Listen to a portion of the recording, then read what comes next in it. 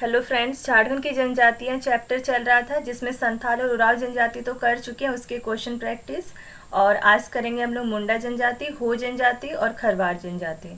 चलिए स्टार्ट करते हैं मुंडा जनजाति से। क्वेश्चन नंबर 1 है, झारखंड में तीसरी सर्वाधिक जनसंख्या वाली जनजाति कौन सी है? तो तीसरे नंबर पे मुंडा जनजाति है, जिसकी जनसंख्या जो है सबसे ज़्यादा है, तीसरे नंबर पे। क्वेश्चन नंबर 2, झारखंड की कुल जनजातीय जनसंख्या में मुंडा जनजाति का प्रतिशत लगभग कितना है? तो लगभग 14% है और एक्चुअल में 14.22% है और लगभग में 14%। क्वेश्चन नंबर 3, मुंडा शब्द का सामान्य अर्थ क्या होता है? तो मुंडा जनजाति में मुंडा शब्द का अर्थ होता है एक विशिष्ट व्यक्ति से। और ये किस चीज़ में विशिष्ट होगा? वो व्यक्ति किसी राजनीतिक प्रमुख में होगा, तो राजनीति के मामले में वो विशिष्ट होगा। क्वेश्चन नंबर 4, मुंडा शब्द का विशिष्ट अर्थ क्या है? तो गांव का राजनीतिक प्रमुख ही वह विशिष्ट व्यक्ति होता है। क्वेश्चन नंबर 5, मुंडा जनजाति का संबंध किस समूह से है? तो ये किस प्रजाति समूह से संबंधित है? तो प्रोटो ऑस्ट्रेलाइड प्रजाति समूह से संबंधित है मुंडा जनजाति। क्वेश्चन नंबर 6, मुंडा जनजाति की भाषा क्या है? तो इनकी भाषा मुंडारी है। क्वेश्चन नंबर 7, मुंडारी भाषा का संबंध किस भाषा परिवार से है? तो भाषा परिवार में देखा जाए तो मुंडारी भाषा परिवार से है, या फिर मुंडारी भाषा जो है वो ऑस्ट्रो एशियाटिक भाषा परिवार से है। क्वेश्चन नंबर 8, किस जनजाति द्वारा स्वयं को होड़ोको कहा जाता है? तो यही मुंडा जनजातियों के द्वारा खुद को होड़ोको कहा जाता है। जैसे कि उराव जनजाति खुद को कुड़ुक बोलते थे और उनकी भाषा का नाम भी कुड़ुक था, और यहाँ पे मुंडा जनजाति जो वो खुद को होड़ोको कहते हैं और इनकी जो भाषा है उसको ये लोग होड़ो जगर बोलते थे, अभी भी बोलते हैं। क्वेश्चन नंबर 9, कौन सी जनजाति अपनी भाषा को होड़ो जगर बोलते हैं? तो मुंडा जनजाति के लोग अपनी भाषा मुंडारी को होड़ो जगर बोलते हैं। क्वेश्चन नंबर 10, प्राचीन समय में किस स्थान पर मुंडाओं का निवास स्थान रहा है? तो प्राचीन समय में मुंडा जनजाति बहुत सारे जगहों में गए और फाइनली फिर झारखंड आए थे। तो कहाँ कहाँ गए? आजिमगढ़ या आजमगढ़, ये तो उत्तर प्रदेश में है, कालंजर, फिर गढ़पाली। तो मैक्सिमम जगहों का जो नाम है ना वो गढ़ में उसमें गढ़ जरूर है, जैसे कि गढ़चित्र, गढ़ नगरवान, इन सब जगहों पे भी रहे हैं मुंडा जनजाति के लोग।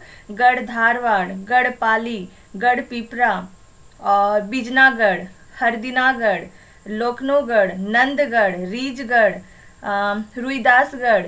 तो हर चीज़ में मैक्सिमम जो जहाँ पे ये लोग रहे हैं, आजिमगढ़, इसमें भी गढ़ है। तो यहाँ पे देखिए गढ़पाली, इसमें भी गढ़ है। तो बहुत मैक्सिमम जगह पे जहाँ पे रहेंगे उसमें क्या है, गढ़ शब्द जरूर है। उसके अलावा जिसमें गढ़ शब्द नहीं है उसमें है एक कालंजर और दूसरा है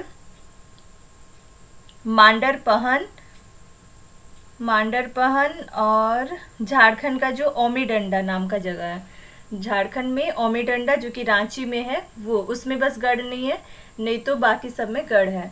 तो मुंडाओं का निवास स्थान रहा है किस स्थान पर? तो इन तीनों स्थानों पर रहा है इनका निवास स्थान। क्वेश्चन नंबर 11, मुंडा जनजाति के लोग किस स्थान से होकर झारखंड आए थे? तो गढ़ चिरौली, सरगुजा, रीजगढ़, ये इनमें से कोई नहीं। इसमें भी गढ़ है लेकिन यहाँ से होकर नहीं आए हैं, रीजगढ़ से होकर आए हैं। इन तीनों में देखा जाए तो रीजगढ़ वाले एरिया में मुंडा जनजाति के लोग रहे हैं। इस तरह से आंसर हो गया option number C. Question number 12, Jharkhand के किस जिले में मुंडा जनजाति का सर्वाधिक संकेंद्रण है? तो सबसे ज्यादा मुंडा जनजाति के लोग जो निवास करते हैं वो रांची में, रांची वाले एरिया में निवास करते हैं। क्वेश्चन नंबर 13, तमाड़ क्षेत्र में रहने वाले मुंडा जनजाति के लोगों को क्या कहा जाता है? तो उनको पातर मुंडा या फिर तमाड़ी मुंडा कहा जाता है, पातर मुंडा या फिर तमाड़ी मुंडा।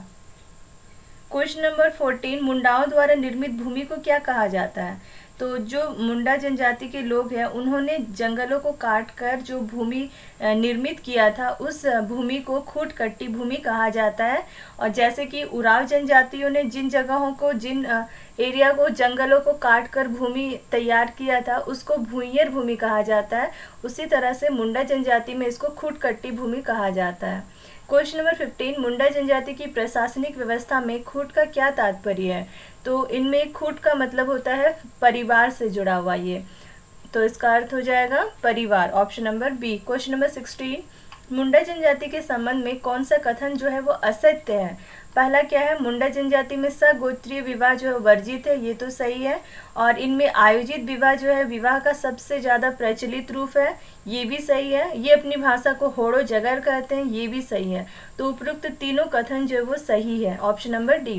क्वेश्चन नंबर 17, सामाजिक व्यवस्था दिया हुआ है एक साइड में, दूसरे साइड में उसका नामकरण मिलान करना है। तो सबसे पहला सामाजिक व्यवस्था है युवा गृह, जिसको ये लोग गीति ओड़ा बोलते हैं, गीति ओड़ा। विवाह को ये लोग अरंडी बोलते हैं। विधवा विवाह है तो उसको सगाई बोलते हैं। वधु मूल्य को गोनन टाका बोलते हैं। तो इसके हिसाब से ऑप्शन नंबर डी है करेक्ट। क्वेश्चन नंबर 18, इसमें फिर से सामाजिक व्यवस्था है और उसके नामकरण, उसको मिलान करें। पहला है ग्राम प्रधान, जो ग्राम प्रधान है उसको ये लोग मुंडा बोलते हैं। दूसरा, ग्राम पंचायत को हाथू बोलते हैं और ग्राम पंचायत के जो प्रधान है उसको हाथू मुंडा। परहा पंचायत के प्रधान को मानकी। तो इस हिसाब से ऑप्शन नंबर डी जो है वो करेक्ट है। क्वेश्चन नंबर 19, मुंडा जनजाति में कई गांवों से मिलकर जो बनी पंचायत है उसको क्या कहा जाता है? तो एक से ज़्यादा गांव को मिलाकर जो पंचायत बनता है उसको परहा कहा जाता है मुंडा जनजाति में। क्वेश्चन नंबर 20, मुंडा जनजाति में पंचायत स्थल को क्या कहा जाता है? तो उसको अखड़ा कहा जाता है। क्वेश्चन नंबर 21, मुंडा जनजाति में वधु मूल्य को किस नाम से जाना जाता है? तो मुंडा जनजाति में वधु मूल्य को गोनन टाका के नाम से भी जाना जाता है और कुरी गोनन के नाम से भी जाना जाता है। लेकिन यहाँ पे तो कोई ऑप्शन है नहीं जिसमें ए एंड बी दोनों वाला हो, तो अब पहला ऑप्शन में जो भी दिखेगा उसी को टिक कर देना है। तो पहला ऑप्शन गोनन टाका यही सही है, तो ऑप्शन नंबर ए यहाँ पे करेक्ट। और दोनों में से कोई भी करने से तो करेक्ट होना चाहिए, नहीं तो फिर इस ट्रिक को कीजिएगा, जो पहले दिखेगा उसी को करेक्ट कीजिएगा। क्वेश्चन नंबर 22, मुंडा जनजाति में तलाक को किस नाम से जाना जाता है? तो तलाक को ये लोग साकमचारी के नाम से जानते हैं। क्वेश्चन नंबर 23, मुंडा जनजाति के संबंध में कुछ कथन दिए हुए हैं, चलिए उस पर विचार करते हैं। कौन से कथन सही है ये बताना है। पहला कथन है कि इस जनजाति में यदि स्त्री जो है वो तलाक देती है तो उसको वधु मूल्य जो है वो लौटाना पड़ता है, ये सही है। अधिकांश मुंडा परिवारों में एकल परिवार की व्यवस्था जो है वो पाई जाती है, ये भी सही है। मुंडा परिवार में मातृ सत्यात्मक होता है, ये कथन गलत है। तो 1 और 2 ऑप्शन नंबर सी आंसर हो गया। क्वेश्चन नंबर 24, मुंडा जनजाति में गोत्र को किस नाम से जाना जाता है? तो गोत्र को कीली के नाम से जाना जाता है मुंडा जनजाति में। क्वेश्चन नंबर 25, रिजले ने मुंडा जनजाति के कितने गोत्र बताए हैं? तो रिजले के अनुसार मुंडा जनजाति के 340 गोत्र हैं, 340 गोत्र। क्वेश्चन नंबर 26, सोमा सिंह मुंडा ने मुंडा जनजाति को कितनी शाखा या उप शाखा में विभक्त किया है? तो सोमा सिंह मुंडा ने मुंडा जनजाति को 13 शाखाओं में विभक्त किया है। क्वेश्चन नंबर 27, मुंडा जनजाति की प्रसिद्ध लोक कथा है जो कि मुंडा जनजाति की जो भी परंपरा या कैसे कैसे मुंडा जनजाति का विकास हुआ उस विकास क्रम पर प्रकाश डालता है, उस प्रसिद्ध लोक कथा का क्या नाम है? तो उस प्रसिद्ध लोक कथा का नाम सोसो बोंगा है।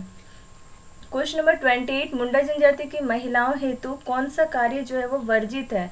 तो मुंडा जनजाति की महिलाओं के लिए ये मना है छप्पर पर चढ़ना, धान की बुआई करना और किसी का डेथ हो गया है तो दाह संस्कार हेतु शमशान घाट जाना, ये तीनों ही चीज़ों से वर्जित है, महिलाओं को नहीं जाना है। तो ऑप्शन नंबर डी हो गया करेक्ट। क्वेश्चन नंबर 29, बटोई क्या है? तो बटोई या फिर करिया या केरिया ऐसे कुछ रहेगा। तो ये एक ही चीज़ है जो कि मुंडा जनजाति में पुरुषों के द्वारा कुछ स्पेशल त्यौहार के टाइम पे जो एक विशेष तरह का वस्त्र पहनते हैं उसको बटोई या करिया कहा जाता है। उसके बाद क्वेश्चन नंबर 30, मुंडा जनजाति में पुरुषों द्वारा धारण किए जाने वाले वस्त्र बटोई को किस नाम से जाना जाता है? केरिया के नाम से जाना जाता है दूसरा नाम बटोई को। क्वेश्चन नंबर 31, परेया क्या है? तो परेया जो है वो महिलाओं के द्वारा जो एक स्पेशल तरह का वस्त्र होता है उसको परेया कहा जाता है। ऑप्शन नंबर सी, मुंडा जनजाति में महिलाओं द्वारा धारण किया जाने वाला एक वस्त्र है परेया।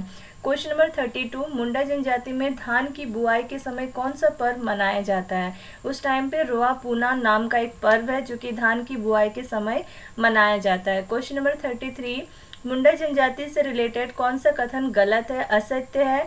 पहला है कि मुंडा जनजाति द्वारा सभी अनुष्ठानों में हड़िया का प्रयोग किया जाता है, ये सही है। मुंडा जनजाति का प्रमुख आर्थिक क्रियाकलाप जो है वो कृषि और पशुपालन है, ये भी सही है। मुंडा जनजाति द्वारा पशु पूजा हेतु आयोजित त्योहार कर्मा कहा जाता है, ये कथन गलत है। पशु पूजा के लिए सोहराई जो पर्व है उसको मनाते हैं, उसका आयोजित करते हैं, सोहराई पर्व का आयोजन करते हैं। तो ये इस तरह से ऑप्शन नंबर सी जो है वो असत्य है। क्वेश्चन नंबर 34, आर्थिक उपयोगिता के आधार पर मुंडा जनजाति द्वारा भूमि को 3 भाग में वर्गीकृत किया जाता है, इस संबंध में सही मिलान करें। 3 तरह की भूमि है, इनमें मुंडा जनजातियों में भी 3 तरह की भूमि है, एक पंकु भूमि, दूसरा खीरसी भूमि और तीसरा है नागरा भूमि। इसकी विशेषताएं देखते हैं। पंकु भूमि की विशेषता क्या है? ये हमेशा उपज देने वाली भूमि होती है पंकु भूमि। खीरसी भूमि कैसी होती है? जो बालुयुक्त भूमि होती है ना, उसको खीरसी भूमि कहा जाता है। और नागरा भूमि कैसी होती है? तो जो कि एवरेज उपज देती है, औसत उपज देने वाली जो भूमि है वो नागरा भूमि कहलाती है। तो इस हिसाब से ऑप्शन नंबर बी जो है वो करेक्ट है। क्वेश्चन नंबर 35, मुंडा जनजाति के प्रमुख देवता को क्या कहा जाता है? तो इनके प्रमुख देवता है सिंह बोंगा। क्वेश्चन नंबर 36, मुंडा जनजाति के प्रमुख देवता जो सिंह बोंगा है उनको किसका प्रतिरूप माना जाता है? तो ये सूर्य के प्रतिरूप माने जाते हैं, option number C. Question number 37, Munda जनजाति के प्रमुख देवता सिंह बोंगा को क्या चीज़ नहीं चढ़ाया जाता है? तो इनको सफ़ेद रंग के फूल जो है ये भी चढ़ाया जाता है। हर चीज़ सफ़ेद रंग के होने चाहिए, फूल हो या फिर भोग हो या फिर कोई बलि दे रहे हैं तो वो भी सफ़ेद रंग का होना चाहिए। तो सफ़ेद रंग के फूल, सफ़ेद भोग पदार्थ और सफ़ेद मुर्गे की बलि, उपरोक्त सभी को चढ़ाया जाता है सिंह बोंगा को, option number D. Question number 38, मुंडा जनजाति से रिलेटेड एक साइड है देवता का नाम, दूसरा है उनकी विशेषताएं। पहला है हाथू बोंगा। हाथू बोंगा क्या है? इनके ग्राम देवता को कहा जाता है हाथू बोंगा। देसावली कौन है? तो गांव की जो प्रमुख देवी है उनको ये लोग देसावली बोलते हैं। ओड़ा बोंगा क्या है? तो इनके कुल देवता को ओड़ा बोंगा कहा जाता है। इकिर बोंगा जो है इनके जल देवता है। इस हिसाब से करेक्ट आंसर हो गया option number A. Question number 39, मुंडा जनजाति में पहाड़ देवता को क्या कहा जाता है? तो इनमें पहाड़ देवता को बुरु बोंगा के नाम से जाना जाता है। क्वेश्चन नंबर 40, मुंडा जनजाति की जो पूजा स्थल है जहाँ पे लोग पूजा करते हैं उसको क्या कहा जाता है? उसको सरना कहा जाता है। क्वेश्चन नंबर 41, मुंडा गांव का जो धार्मिक प्रधान है वो कौन होता है? धार्मिक प्रधान होता है पाहन, और पाहन का जो मदद करता है, सहायता करता है, सहायक है पुजार या फिर पनभरा। पुजार भी बोलते हैं सहायक को, या फिर पनभरा भी बोलते हैं। क्वेश्चन नंबर 42, मुंडा गांव के धार्मिक प्रधान का सहायक कौन होता है? तो पुजार जो है वो धार्मिक प्रधान यानी पाहन का सहायक होता है, पुजार या पनभरा। क्वेश्चन नंबर 43, मुंडा जनजाति में ग्रामीण पुजारी को किस नाम से जाना जाता है? तो ग्रामीण गांव की जो पुजारी है, ग्रामीण पुजारी, उसको डेहरी के नाम से जाना जाता है। क्वेश्चन नंबर 44, जो झाड़ फूक करने वाला व्यक्ति है उसको मुंडा जनजाति में क्या कहा जाता है? उसको देवड़ा कहा जाता है। झाड़ फूक करने वाला व्यक्ति को देवड़ा। क्वेश्चन नंबर 45, मुंडा जनजाति में सबों को क्या किया जाता है? उसको दफनाया भी जाता है, जलाया भी जाता है। कुछ लोग दफनाते हैं, कुछ लोग जलाते हैं, दोनों प्रथाएं जो है वो प्रचलित है, option number C. Question number 46, एक स्थान जहाँ पे मुंडा जनजाति के पूर्वजों की जो हड्डियाँ हैं वो दबी होती है, वो क्या कहलाती है? उस जहाँ पे पूर्वजों की हड्डियाँ दबी होती है उसको शासन कहते हैं। क्वेश्चन नंबर शासन।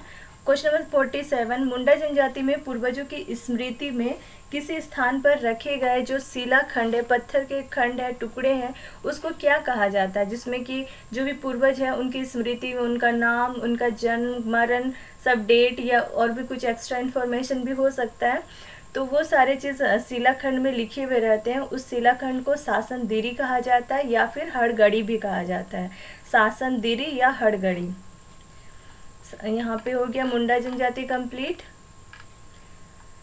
नेक्स्ट है हो जनजाति। क्वेश्चन नंबर 1, कौन सी झारखंड की चौथी सर्वाधिक जनसंख्या वाली जनजाति है? तो चौथे नंबर पे हो जनजाति है जिसकी सर्वाधिक जनसंख्या है। क्वेश्चन नंबर 2, हो जनजाति का संबंध जो है किस प्रजातीय समूह से है? तो इसका संबंध भी प्रोटो ऑस्ट्रेलाइड प्रजाति समूह से ही है। क्वेश्चन नंबर 3, हो जनजाति झारखंड में सर्वाधिक संकेंद्रण है। तो ये हो जनजाति के लोग जो है सबसे ज़्यादा कोल्हान जो प्रमंडल है वहाँ पे निवास करते हैं सबसे ज़्यादा। क्वेश्चन नंबर 4, हो जनजाति की भाषा क्या है? इनके नाम पे ही है इनका भाषा भी, यानी हो ही इनकी भाषा का नाम है। क्वेश्चन नंबर 5, हो जनजाति की जो भाषा है हो उसका संबंध किस भाषा परिवार से है? तो इसका संबंध है मुंडारी भाषा परिवार से या फिर ऑस्ट्रो एशियाटिक भाषा परिवार से। क्वेश्चन नंबर 6, कौन सी हो भाषा की लिपि है? तो बारड़ चित्ती जो है वो हो भाषा की लिपि का नाम है बारड़ चित्ती। क्वेश्चन नंबर 7, ये बारड़ चित्ती लिपि का जो विकास है वो किस व्यक्ति द्वारा किया गया है? तो इसका आविष्कार या इसका विकास जो है वो लाको बोदरा नाम के व्यक्ति के द्वारा किया गया है। क्वेश्चन नंबर 8, हो जनजाति से रिलेटेड कौन सा कथन जो है वो गलत है, असत्य है? तो पहला कथन है कि हो समाज पूर्व में मातृ सत्यात्मक था जो कि अब पितृ सत्यात्मक हो गया। ये तो सही है, पहले मातृ था अब पितृ सत्यात्मक हो गया। दूसरा ऑप्शन है कि हो समाज पूर्व में पितृ सत्यात्मक था जो अब मातृ सत्यात्मक हो गया, ये कथन गलत है। तीसरा, हो जनजाति में सगोत्रीय विवाह जो है वो वर्जित होता है, ये सही है। इनमें बहु विवाह की प्रथा भी प्रचलित है, एक से ज़्यादा विवाह भी इनमें होता है, ये भी सही है। तो ऑप्शन नंबर बी यहाँ पे करेक्ट हो गया जो कि असत्य है। क्वेश्चन नंबर 9, हो जनजाति में किसके साथ विवाह को प्राथमिकता दी जाती है? तो इनमें क्या होता है, ममेरे भाई बहन जो है, मामा का बेटा बेटी, जो उन मामा घर में जो भाई बहन हो रहे हैं उनके साथ भी शादी को प्राथमिकता दी जाती है हो जनजाति में। क्वेश्चन नंबर 10, हो जनजाति में किस विवाह को सर्वश्रेष्ठ माना जाता है? तो इनमें जो सर्वश्रेष्ठ विवाह है वो है आदि विवाह। क्वेश्चन नंबर 11, इनमें विवाह का रूप दिया हुआ एक साइड, दूसरी साइड है उसकी विशेषताएं। चलिए मिलान करते हैं। पहला है राजी खुशी विवाह, इसमें क्या होता है, वर वधु की इच्छा से विवाह होता है, तो ये तो सही मिलान है। दूसरा है आदि विवाह, इसमें वर द्वारा किसी परिचित के माध्यम से कन्या के घर स्वयं विवाह का प्रस्ताव ले जाना ही आदि विवाह होता है, ये भी सही मिलान है। तीसरा है आदेर विवाह, इसमें वधु द्वारा विवाह होने तक जो वर है उसके घर में ही रहना, जिसके बाद पंचायत खुद ही इन दोनों का विवाह करा देगा, तो ये आदेर विवाह में होता है, ये भी सही मिलान है। फिर है ओपोर तीपी विवाह, जिसमें कि वर द्वारा कन्या का हरण या अपहरण करके जो विवाह करते हैं वो हो गया ओपुर तीपी विवाह, ये भी सही मिलान है। इस हिसाब से करेक्ट आंसर हो गया option number A. Question number 12, हो जनजाति में हिंदू बहुल गांव में कौन सा विवाह जो है वह सबसे ज़्यादा प्रचलित है? तो उनमें दिक्कू आदि विवाह जो है सबसे ज़्यादा प्रचलित है। क्वेश्चन नंबर 13, हो जनजाति में सामाजिक व्यवस्था से संबंधित निम्न नामकरण में से कौन सा मिलान गलत है? पहला है युवा गृह, जिसको गीति ओरा कहा जाता है, या गोती ओरा भी कहीं पे लिखा हुआ हो सकता है, गीति ओरा या गोती ओरा। दूसरा है बधु मूल्य, जिसको पौन, ये भी सही है। उपयुक्त दोनों मिलान जो है वो सही है, ऑप्शन नंबर सी जो है करेक्ट है। क्वेश्चन नंबर 14, हो जनजाति के संबंध में कौन सा कथन जो है वो सत्य नहीं है? हो जनजाति की पारंपरिक शासन प्रणाली में लघु प्रजातंत्र की झलक जो है वो मिलती है, ये तो सही है। और इनमें महिलाओं को हल और तीर धनुष ये सब छूना जो है वर्जित है, मना है, ये भी सही है। तो उपयुक्त दोनों कथन सही है, option number C correct. Question number 15, Ho जनजाति के प्रचलित पेय पदार्थ को क्या कहा जाता है? तो इनमें जो प्रचलित पेय पदार्थ है उसको ईली कहा जाता है, जिसको कि ये लोग अपने जो देवी देवता है उनको भी चढ़ाते हैं, तो प्रचलित पेय पदार्थ को ईली कहा जाता है। क्वेश्चन नंबर 16, हो जनजाति के अधिकांश पर्व का संबंध जो है वो किससे है? तो इनके ज़्यादातर पर्व जो है उनका संबंध कृषि से ही है। क्वेश्चन नंबर 17, हो जनजाति में भूमि को कितने श्रेणियों में विभाजित किया गया है? तो इनके हिसाब से जो भूमि है वो 3 भागों में बटा हुआ है। और नेक्स्ट जो क्वेश्चन है उसी में इसका आंसर है, 3 श्रेणी क्या क्या है।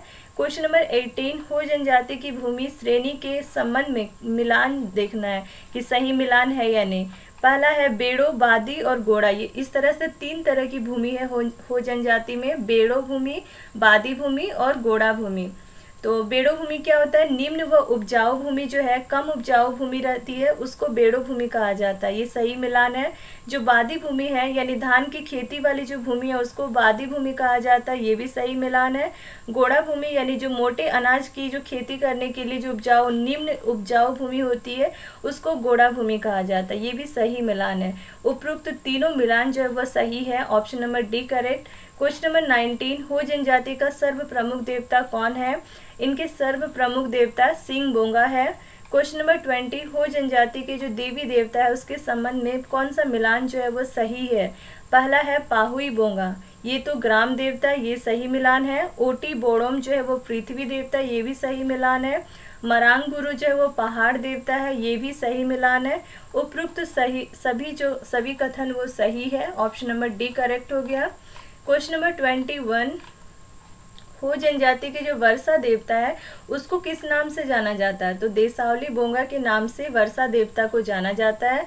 क्वेश्चन नंबर 22, हो जनजाति के घर में किस स्थान पर पूर्वजों का पवित्र स्थान होता है?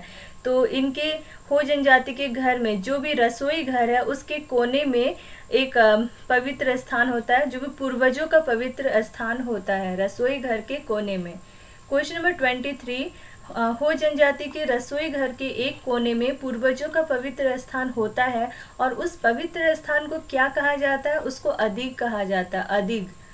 क्वेश्चन नंबर 24, हो जनजाति में धार्मिक अनुष्ठान संपादित कराने वाला जो पुरोहित है उसको क्या कहा जाता है? तो धार्मिक अनुष्ठान संपादित कराने वाले पुरोहित को दिवरी कहा जाता है। क्वेश्चन नंबर 25, हो जनजाति के संबंध में कौन सा कथन सत्य नहीं है? तो इनमें केवल दफनाने की प्रथा है, ये गलत है, क्योंकि इनमें दफनाना भी और शवों को जलाना ये दोनों प्रथाएं ही प्रचलित है। तो केवल जब बोल दिया तो ये कथन गलत हो जा रहा है, तो कौन सा कथन सत्य नहीं है? यही हो गया। दूसरा है कि हो जनजाति में शवों को जलाने और दफनाने दोनों की प्रथा है, ये तो सही कथन है। फिर है, हो जनजाति के लोग भूत प्रेत जादू टोना आदि में विश्वास करते हैं, ये भी सही है। तो ऑप्शन नंबर ए करेक्ट हो गया यहाँ पे, जो कि सत्य नहीं है। हो जनजाति भी हो गया। नेक्स्ट है खरवार जनजाति। क्वेश्चन नंबर 1 है, कौन सी जनजाति झारखंड में 5वीं सर्वाधिक जनसंख्या वाली जनजाति है? तो 5वें नंबर पे सर्वाधिक जनसंख्या वाली जनजाति खरवार जनजाति है। क्वेश्चन नंबर 2, खरवार जनजाति का सर्वाधिक संकेंद्रण झारखंड के किस प्रमंडल में है? तो ज़्यादातर जो खरवार जनजाति के लोग हैं वो पलामू प्रमंडल में निवास करते हैं। क्वेश्चन नंबर 3, खरवार जनजाति के बारे में कौन सा कथन जो वो असत्य है? पहला है कि केरी झार से आने के कारण, ये एक जगह है केरी झार, वहाँ से आए हैं, एक्चुअल में भी वहीं से आए हैं, इसलिए इनका नामकरण खेरवार हुआ, ये कथन सही है। पलामू और लातेहार जिला में खरवार जनजाति को क्या कहा जाता है? 18 हजारी कहा जाता है पलामू और लातेहार जिला में, ये कथन भी सही है। तीसरा है कि इस जनजाति का जो परिवार है वो मातृ सत्यात्मक होता है, ये कथन गलत है। खरवार जनजाति का भी परिवार जो है, समाज जो है वो पितृ सत्यात्मक ही होता है। तो ऑप्शन नंबर सी यहाँ पे असत्य कथन है। फिर है, इसमें युवा गृह जैसी कोई संस्था नहीं पाई जाती है, ये भी सही है। दूसरे जनजातियों की तरह खरवार जनजाति में कोई युवा गृह जैसी कोई संस्था नहीं है। क्वेश्चन नंबर 4, खरवार जनजाति स्वयं को किसका वंशज मानती है? तो हरिश्चंद्र रोहिताश्व का वंशज मानती है खरवार जनजाति खुद को, हरिश्चंद्र रोहिताश्व। क्वेश्चन नंबर 5, खरवार जनजाति के संबंध में कौन सा कथन सत्य है? पहला है कि एक बहादुर लड़ाकू जनजाति है, ये कथन सही है, और इस जनजाति के लोगों की सच बोलने की, सत्य बोलने के कारण एक विशेष प्रसिद्धि है, ये भी सही है। और सत्य हेतु अपना सब कुछ ये खरवार जनजाति के लोग जो है वो बलिदान करने के लिए भी प्रसिद्ध है, ये कथन भी सही है। तो उपयुक्त सभी कथन सही है, option number D correct answer. Question number 6, हाल ही में इनमें से किस समुदाय को खरवार जनजाति की सूची में शामिल किया गया है? तो दौलतबंदी, पटबंदी और खैरी, इन तीनों को भी खरवार जनजाति के सूची में शामिल किया गया है, तीनों समुदाय के लोगों को, option number D. Question number 7, Kharwar जनजाति की जो भाषा है खेरवारी, उसका संबंध किस भाषा परिवार से है? इसका संबंध ऑस्ट्रो एशियाटिक भाषा परिवार से है। क्वेश्चन नंबर 8, संडर के अनुसार खरवार जनजाति कितनी प्रमुख उपजातियों में विभाजित है? तो संडर के अनुसार जो ये खरवार जनजाति है ये 6 भागों में बटा हुआ, और डाल्टन के अनुसार ये 4 भागों में बटा हुआ है। तो इस तरह से संडर के अनुसार 6 उपजातियों में विभाजित है खरवार जनजाति। क्वेश्चन नंबर 9, खरवार जनजाति से संबंधित इन शब्दों पर विचार करें।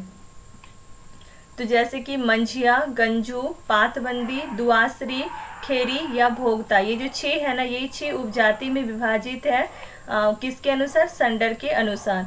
तो ये सभी क्या है? खरवार जनजाति की उपजातियां हैं, ऑप्शन नंबर डी करेक्ट हो गया। क्वेश्चन नंबर 10, खरवारों में सामाजिक स्तर का निर्धारण किसके आधार पर किया जाता है? तो समाज में किसका कैसा स्तर होगा उसका निर्धारण जो है किसके पास कितनी भूमि संपत्ति है, तो भू संपदा किसके पास कितना है, उसी आधार पर इनका सामाजिक स्तर का निर्धारण होता है। क्वेश्चन नंबर 11, खरवार जनजाति के बारे में कौन सा कथन जो है वो असत्य है? तो बाल विवाह वर्जित है? नहीं, इनमें बाल विवाह को तो प्राथमिकता दी जाती है, तो ये कथन जो है वो गलत हो गया। दूसरा है, खरवार जनजाति का प्रमुख पेशा कृषि कार्य है, ये तो सही है। और खरवार जनजाति में विधवा पुनर्विवाह को सगाई कहा जाता है, ये भी सही है। खरवार जनजाति के जो ग्राम पंचायत है उसको बैठकी कहा जाता है, ये भी सही कथन है। तो आंसर हो गया ऑप्शन नंबर ए, जो कि असत्य है। क्वेश्चन नंबर 12, खरवार जनजाति में भोजन के विभिन्न नामों के संबंध में मिलान जो है वो सही नहीं है। कौन सा मिलान सही नहीं है? सुबह को जो नाश्ता करते हैं, सुबह का जो खाना है उसको लुकमा कहा जाता है खरवार जनजाति में, ये तो सही है। दोपहर को जो भोजन करते हैं, दोपहर का खाना को कलेबा कहा जाता है। रात को जो डिनर कर रहे हैं, रात का खाना को बियारी कहा जाता है, ये तीनों कथन सही है। ऑप्शन नंबर डी करेक्ट हो गया। क्वेश्चन नंबर 13, खरवार जनजाति का परंपरागत पेशा क्या था? तो खेर वृक्ष से कत्था बनाना, खेर वृक्ष से कत्था बनाना ये परंपरागत पेशा था खरवार जनजाति का। क्वेश्चन नंबर 14, खरवार जनजाति के प्रमुख देवता कौन है? तो सिंह भोंगा जो इनके प्रमुख देवता है। क्वेश्चन नंबर 15, खरवार जनजाति का धार्मिक प्रधान क्या कहलाता है? जो धार्मिक धर्म के मामले में जो प्रधान होते हैं वो पाहन या फिर बैगा कहलाते हैं। क्वेश्चन नंबर 16, खरवार जनजाति में किसकी सहायता से बलि चढ़ाई जाती है? पाहन की सहायता से ही बलि चढ़ाई जाती है। क्वेश्चन नंबर 17, घोर संकट या बीमारी है तो उस समय पे खरवार जनजाति के लोग किसकी सहायता लेते हैं? तो उस टाइम पे ये लोग ओझा या फिर जिसको मती भी कहा जाता है उसकी सहायता लेते हैं। क्वेश्चन नंबर 18, खरवार जनजाति में जादू टोना करने वाले व्यक्ति को क्या कहा जाता है? तो जो व्यक्ति जादू टोना करता है उसको माटी कहा जाता है, और उराव जनजाति में भी जादू टोना करने वाले व्यक्ति को माटी ही कहा जाता है। क्वेश्चन नंबर 19, खरवार जनजाति के संदर्भ में कौन सा कथन जो वो सत्य है? उड़ीसा के खारवेलों में इस जनजाति का संबंध माना जाता है, ये सही है। उड़ीसा के खारवेलों से इस खरवार जनजाति का कुछ न कुछ संबंध है, ये संबंध माना जाता है, सही है ये कथन। डाल्टन के अनुसार जो है वो खरवारों की 4 प्रमुख उपजातियां हैं। डाल्टन के अनुसार कितनी उपजातियां हैं? 4। क्या क्या? भोगता, मांझी, राउत और महतो, ये कथन भी सही है। तीसरा है, खरवार जनजाति में बहु विवाह की प्रथा जो है प्रचलित है, एक से ज़्यादा विवाह भी है इनमें खरवार जनजाति में, ये कथन भी सही है। तो उपरोक्त तीनों कथन जो वो सही है। ऑप्शन नंबर डी जो है करेक्ट आंसर हो गया। यहाँ पे आपका खरवार जनजाति कंप्लीट हो गया। चलिए आज के लिए इतना ही रखते हैं, नेक्स्ट हम लोग खड़िया जनजाति स्टार्ट करेंगे। Thank you.